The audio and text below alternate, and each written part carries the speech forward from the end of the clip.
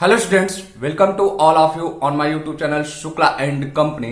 बेटा आज हम बात करने चल रहे हैं बीएचयू एंट्रेंस के प्रेफरेंस फॉर्म के बारे में। और हम कहें कि ये वीडियो बहुत ही ज्यादा इंपॉर्टेंट है, इसलिए आप लास्ट तक देखिएगा और साथ ही साथ अपने उन फ्रेंड्स तक जरूर शेयर कर दीजिएगा जो कि बीएचयू के काउंसलिंग में जा रहे हैं, वो चाहे ऑफलाइन में जा रहे हो या ऑनलाइन में जा रहे हो।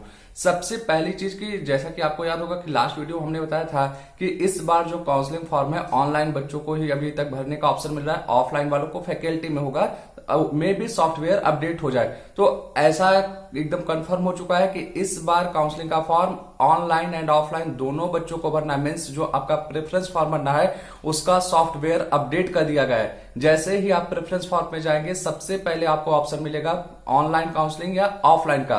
और एक चीज याद रखिएगा कि अगर एक बार आपने ऑनलाइन चूज कर लिया तो आप ऑफलाइन में नहीं जा पाएंगे, या आपने ऑफलाइन चूज कर लिया तो आप ऑनलाइन में नहीं जा पाएंगे। मीन्स जो भी आप चूज करेंगे वो आपको पहले प्रोसेस से सिलेक्ट करना होगा, मीन्स पहले डिसाइड कर लीजिएगा, बाद में आपको चेंज करने का ऑप्शन नहीं मिलेगा। फिर दूसरी चीज की जो सबसे ज्यादा गलती हो रही है बच्चों से कि जैसे ही आप ऑनलाइन ऑफलाइन चूज करते हैं तो आपको क्या करता है, पासिंग जो एग्जाम्स होते हैं आपके प्रीवियस के, तो उसका परसेंटेज मांगता है कि एग्रीगेट, वहां पे गलती बहुत ज्यादा लोग कर रहे हैं उसको भरने में। तो ये याद रखिए कि अगर आपका एनुअल एग्जाम हो रहा है तो मीन्स एक साल में एक बार एग्जाम हो रहा है ग्रेजुएशन लेवल पे, तो आप क्या करिए कि first year and second year का दोनों का टोटल मार्क्स का एवरेज निकाल के परसेंटेज भरिए, और जो परसेंटेज भरेंगे वो 2 डिजिट डेसिमल में भरा जाएगा। मान लीजिए आपका ओवरऑल 70% आ रहा है तो आप 70.00 वहां कर दीजिए। अगर आपका कहते हैं 60.5253 आ रहा है तो आप 60.25 करिए, बस मीन्स 2 पॉइंट्स डेसिमल आपको लगाना कंपल्सरी है। ठीक, दूसरी चीज हम कहें कि जो ऑनलाइन बच्चे प्रेफरेंस फॉर्म भर रहे हैं तो उनका प्रेफरेंस फॉर्म तब खुलेगा जब वो सारे डॉक्यूमेंट्स अपलोड कर लेंगे। और अगर आपके पास कोई डॉक्यूमेंट्स नहीं है, जैसे हम कहें कि आपका फाइनल सेमेस्टर का मार्कशीट नहीं आया है या फाइनल ईयर का मार्कशीट नहीं आया है, तो वहां पे आप एक एप्लीकेशन भी लिख कर लगा सकते हैं। और कंपल्सरी की बात की जाए तो आपका सेमेस्टर वाइज में अगर जो एग्जाम हुआ है तो 4th सेमेस्टर की मार्कशीट अपलोड करना कंपल्सरी है। एनुअल एग्जाम्स हुआ है तो सेकेंड ईयर तक की मार्कशीट अपलोड करना कंपल्सरी है।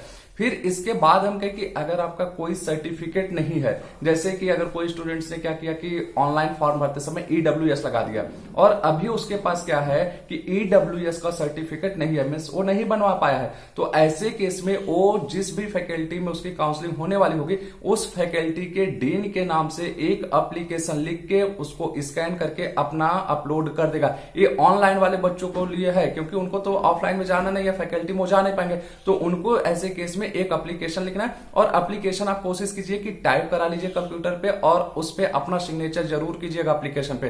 तो इसी तरीके से अगर आपके पास मार्कशीट नहीं है, कोई डॉक्यूमेंट्स नहीं है, तो उसके जगह पे आप अपना एक एप्लीकेशन लिख के उस पर्टिकुलर थिंग से रिलेटेड जो भी चीज के लिए आप एप्लीकेशन लिख रहे हैं उसको मेंशन करिए, और वो एप्लीकेशन डीन सर के नाम से होगा। जिस भी अगर हम कहें कि कॉमर्स फैकल्टी की स्टूडेंट है तो हेड ऑफ कर सकते हैं कि कॉमर्स फैकल्टी या डीन ऑफ कॉमर्स फैकल्टी।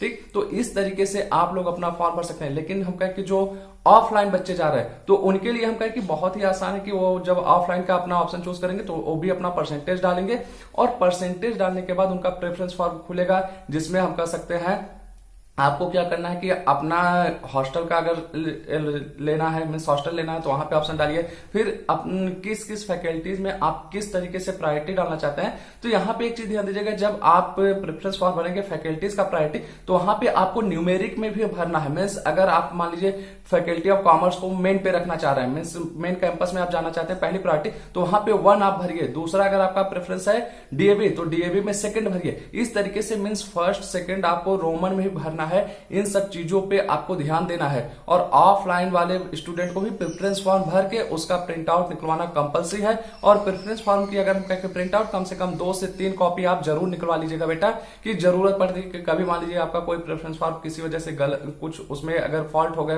वहां पे काउंसलिंग के टाइम, या हम कहें कि फैकल्टी में आपके कई सारे फॉर्म्स भराए जाते हैं तो उसके साथ आपको लगाना पड़ता है। फिर रही बात अंडरटेकिंग वगैरह की, जो बच्चे ऑनलाइन काउंसलिंग में जा रहे हैं उनको हम कह सकते हैं कि वहां पे एक एनेक्सर 10 है और बाकी आप एप्लीकेशन लगा सकते हैं। अगर ऑफलाइन में आप हैं तो ऑफलाइन वाले बच्चों को फैकल्टी में सारे फॉर्म्स प्रोवाइड कराए जाते हैं। एंटी रैगिंग हो गया, अंडरटेकिंग फॉर्म हो गए, जो भी होते हैं वो सारी चीजों का फॉर्म आपको फैकल्टी में प्रोवाइड करा दिया जाता है। वहां पे काउंसलिंग के टाइम आप फिल कर सकते हैं। तो मेन चीजें हम कहें कि आपको दो चीजें निकल कर आ रही हैं कि अपना सबसे पहले प्रेफरेंस फॉर्म भरते समय नंबर सही से भरिएगा। फिर ऑनलाइन ऑफलाइन चूज करने के लिए आप एकदम सोच समझ लीजिएगा कि आपको ऑनलाइन जाना है या ऑफलाइन। ये सारी बातों को आपको ध्यान में रखना है। फिर एक चीज और ध्यान दीजिएगा कि यूजी स्टूडेंट्स का अभी कह सकते हैं कि कॉल लेटर नहीं गया होगा। खास तौर से हम बोले कि जो 9 सितंबर से 18 सितंबर के बीच में हुए हैं एग्जाम्स, उनके अभी कॉल लेटर नहीं जाएंगे। उनका कॉल लेटर 10 अक्टूबर के बाद जाएगा। जो पहले शिफ्ट में हम कह सकते हैं पहले फेज में यूजी के एग्जाम हुए थे, उनका कॉल लेटर जा रहा है इस समय। ठीक, तो ये सारी बातें हैं जिनको आपको ध्यान में रखना है। लास्ट में कहेंगे वीडियो को जरूर शेयर कीजिएगा बच्चा, ताकि एक भी बच्चे से गलती ना होने पाए। अदरवाइज उसका कह सकते हैं कि एडमिशन प्रोसेस में प्रॉब्लम हो जाएगा। हो सकता है उसका एडमिशन नहीं हो पाया अगर वो ऐसी गलती कर देगा। Okay, thank you.